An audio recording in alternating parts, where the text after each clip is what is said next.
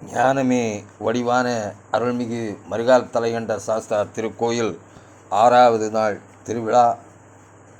அருள்மிகு தானலிங்க சுவாமி குருகுல மாணவ மாணவிகள் நடத்தும் பக்தி இசை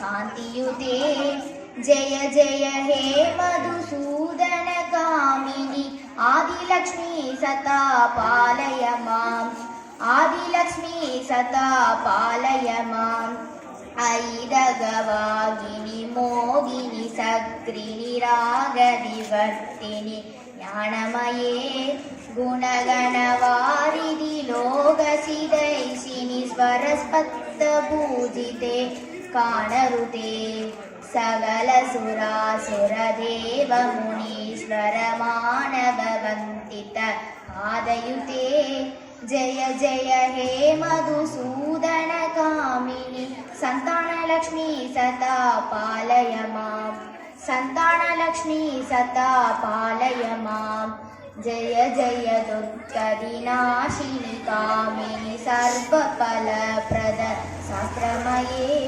ரககஜ துரஷ்பதாதி சமாவ்ருத பரிஜன மண்டித லோகனுதே ஹரிஹர பிரம்ம சுபூதித சேவித தாப நிவாசினி ஆதயுதே ஜய ஜய ஹே மதுசூதன காமினி கஜலக்ஷ்மி ரூபேண அவன் மணி எடுத்தான்ல இந்த ஒரு ப்ரோக்ராம் மங்களதாயினி அத்புஜவாசினி தேவகணார்ச்சித பாதயுதே ஜய ஜய ஹே மதுசூதன காமினி தானியலக்ஷ்மி சதா பாலய மாம் தானியலக்ஷ்மி சதா பாலய மாம் ஜய கமலாஷினி சத்கதிதாயினி ஞான விகாசினி காணமயே அனுதின ரச்சித குங்கும தூஷர சங்கரிதாத சுவாத்யனுதே பூஷித சேவித வாத்யனுதே கனகதார சுதி வைபவந்தித சங்கர தேசித மான்யபதே ஜய ஜய ஹே மதுசூதன காமினி விஜயலக்ஷ்மி சதா பாலய மாம் விஜயலக்ஷ்மி சதா பாலய மாம் பிரணத பாரதி பாட்ட சோக விநாசினி ரத்னமயே மணிமய பூஜித கர்ண விபூஷண சாந்தி சமாவృత ஹஸ்தயுதே நவநிதாயினி கலிகலஹாரிணி காமித பலப்ரத சாஸ்திரமயே ஜய ஜய ஹே மதுசூதன காமினி வித்யாலக்ஷ்மி சதா பாலய மாம் வித்யாலக்ஷ்மி சதா பாலய மாம் ஜய வரவர்ணினி வைஷ்ணவி பார்கவி மந்திரஸ்வரூபிணி மந்திரமயே சுரகண பூஜித சிக்ரபலப்ரத ஞான விகாசினி ஞானமயே பவ பவஹாரிணி பாவ விமோஷினி சாது ஜனார்ச்சித பாதயுதே ஜய ஜய ஹே மதுசூதன காமினி தைரியலக்ஷ்மி சதா பாலய மாம் தைரியலக்ஷ்மி சதா பாலய மாம் சதா பாலய மாம் சதா பாலய மாம் திருச்சிற்றம்பலம்.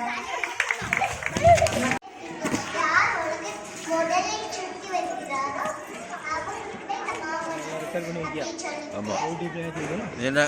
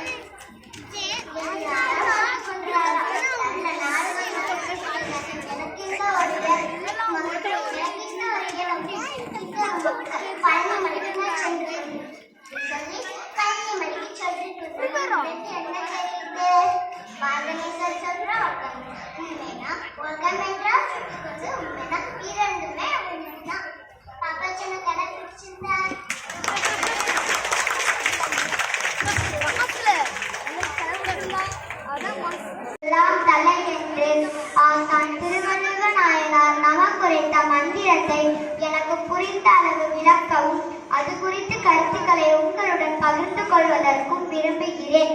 ஒன்று அறிவதுவே உற்றறிவதுவே, இரண்டு அறிவதுவே அதனோடு நாவே, மூன்று அறிவதுவே அவற்றோடு மூக்கே, நான்கு அறிவதுவே அவற்றோடு கண்ணே, ஐந்து அறிவதுவே அவற்றோடு செவியே, ஆறு அறிவதுவே அவற்றோடு மனனே.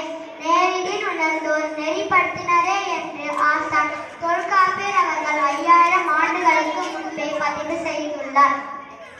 அதன்படி அறிவு படிநிலை வளர்ச்சியில் செவி அறிவு 5வதாய் அமைந்துள்ளது என்றும், செவி அறிவுக்கு அடுத்த தொடர்ச்சியாக மனம் எழுந்துள்ளது, அல்லது செவியின் நுண்ணியத்தை மனம் தொட்டு கொண்டுள்ளது, அல்லது செவிக்கும் மனத்திற்கும் நேரடியான உறவு உள்ளது என்றும் ஒருவாறு அறியலாம்.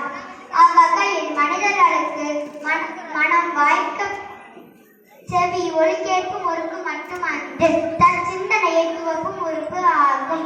எவ்வாறெனில் விலங்குகளுக்கு மனம் வாய்க்க பெறாததால் செவி ஒலியை மட்டும் உள்வாங்கி உள்ளது.